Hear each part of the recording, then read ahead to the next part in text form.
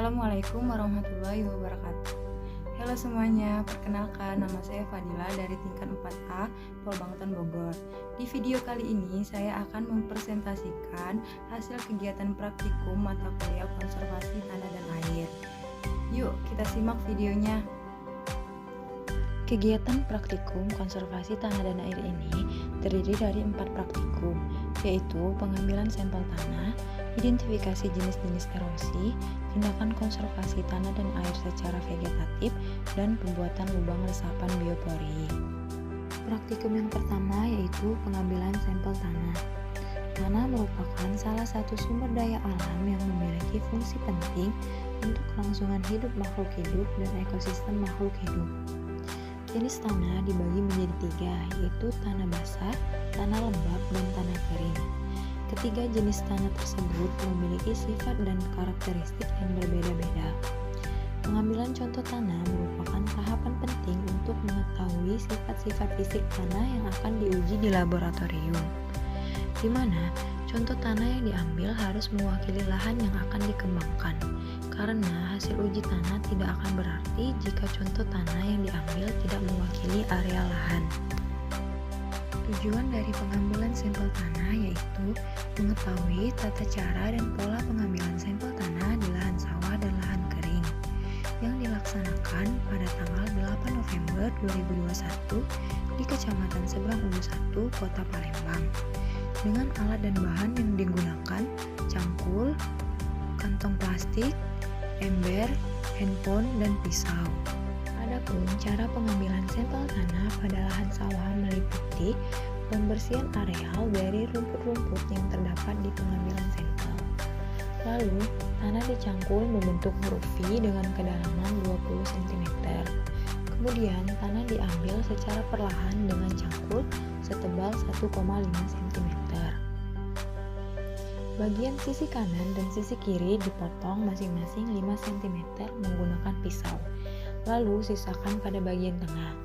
Nah, bagian tengah dari contoh tanah ini dimasukkan ke dalam ember. Lalu campurkan tanah sawah dari 5 titik yang diambil dan dimasukkan ke dalam plastik. Sedangkan cara pengambilan sampel tanah pada lahan kering tidak berbeda jauh dengan lahan sawah. Di antaranya, pembersihan areal di lahan kering, tanah dicangkul membentuk huruf V dengan kedalaman kurang lebih 20 cm. Lalu, tanah diambil secara perlahan setebal 1,5 sampai 2 cm. Bagian sisi kanan dan sisi kiri dipotong masing-masing 5 cm dan sisakan pada bagian tengahnya. Contoh tanah bagian tengah tadi dimasukkan ke dalam ember. Nah, campuran tanah kering yang diambil pada 5 titik dimasukkan ke dalam plastik.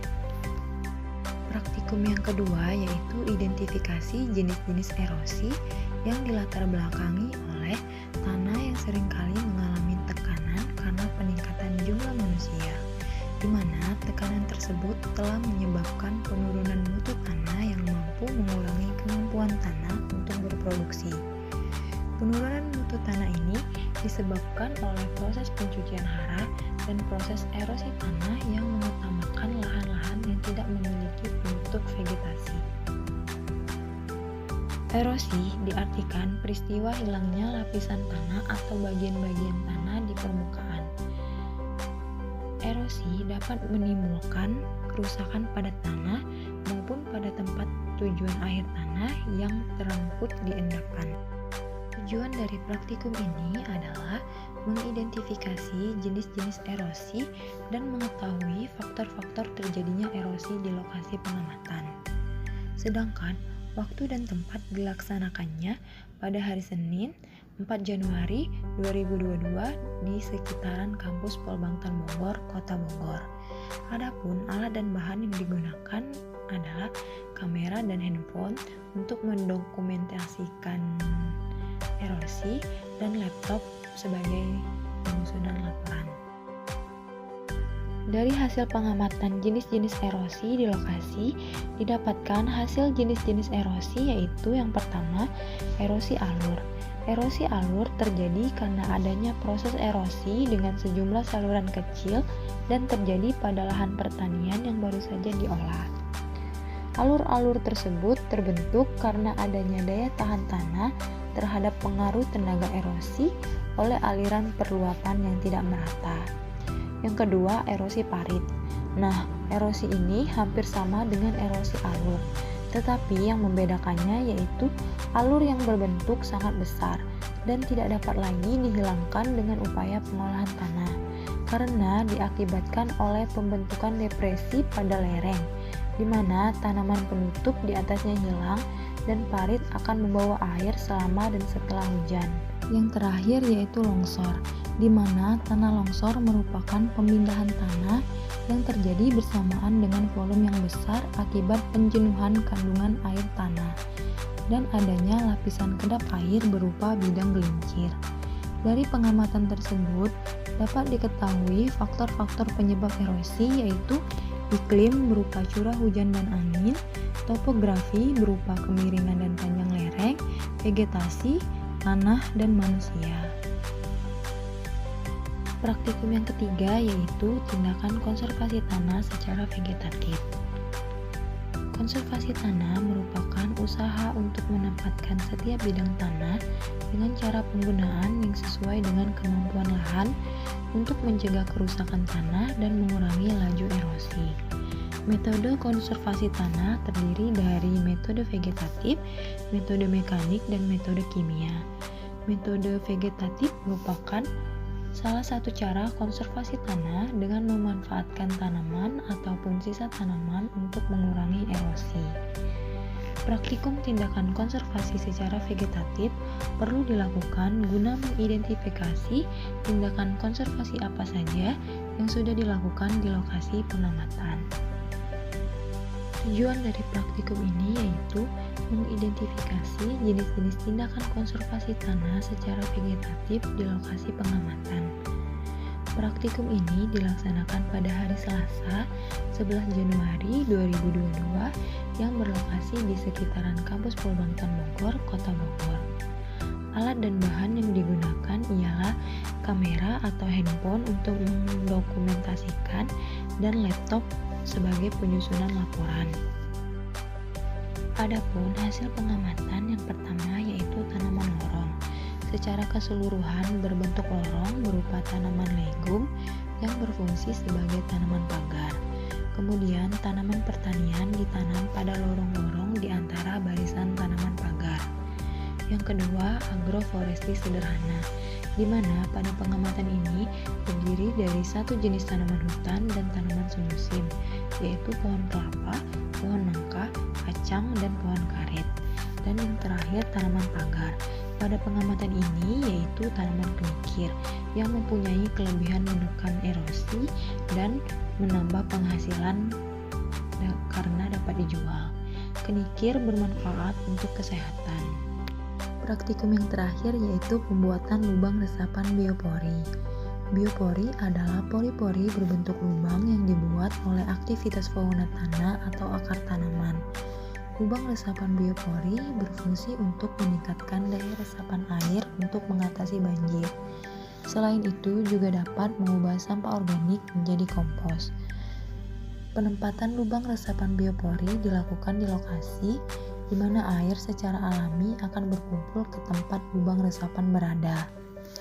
Penempatan lubang resapan biopori biasanya di saluran pembuangan air hujan yang berfungsi menjadi saluran peresap air hujan dan di sekitar pohon agar terciptanya suatu siklus hara yang baik.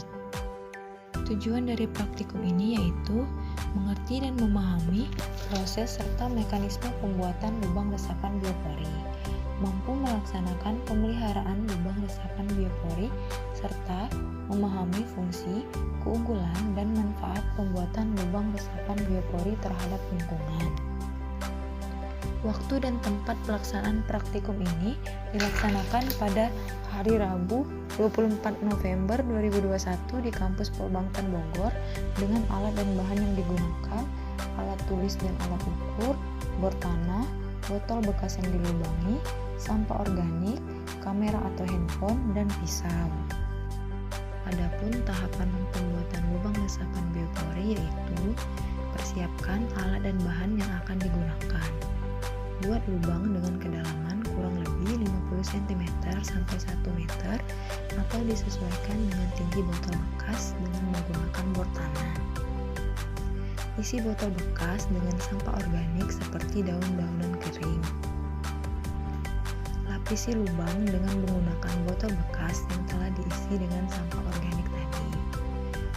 Lalu lakukan pengamatan sampah organik di lubang resapan setelah 14 hari. Setelah 14 hari, didapatkan hasil sebagai berikut. Yang pertama, kondisi permukaan tanah yang agak berubah dan terjadinya resapan air yang lebih cepat, sehingga permukaan tanah menjadi lembab. Yang kedua, kondisi sampah organik. Sampah organik telah terdekomposisi dan berubah menjadi kompos. Kesimpulan dari hasil kegiatan praktikum konservasi tanah dan air yang telah dilaksanakan yaitu: pertama, pengambilan contoh tanah dilakukan di lahan sawah dan lahan kering dengan menggunakan pola acak dan pola diagonal. Kedua, jenis-jenis erosi yang ada di lokasi pengamatan yaitu erosi alur, erosi parit, dan longsor. Ketiga, metode vegetatif yang ada yaitu tanaman lorong, agroforestry sederhana, dan pagar hidup. Dan yang terakhir, pembuatan lubang resapan biopori dilakukan pada 8 titik pengamatan selama 14 hari. Dengan hasil air hujan teresap baik dan sampah organik menjadi kompos. Sekian presentasi dari video saya. Terima kasih sudah menonton. Semoga bermanfaat. Wassalamualaikum warahmatullahi wabarakatuh.